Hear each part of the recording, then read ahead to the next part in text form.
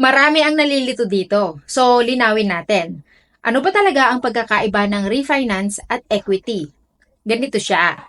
Refinance is the process. Equity is the value. I'll explain. Kapag sinabi mong refinance, ibig sabihin, nire-restructure mo ang utang mo sa bahay.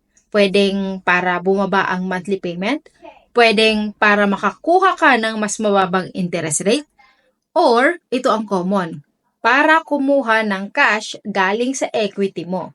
Now, ano naman yung equity? Ang equity, ito yung value ng bahay mo minus yung utang ng bahay mo. So, halimbawa, ang bahay mo ay worth 600,000 at may utang ka pa na 400,000, ang equity mo ay 200,000.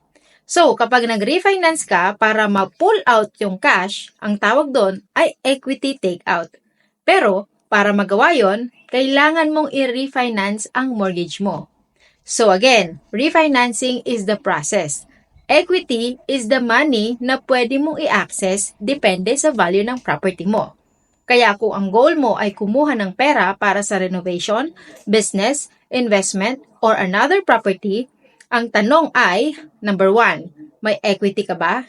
Next, pwede ka bang mag-refinance? Ako si Sally, your licensed mortgage Pinay, and now, you know the difference.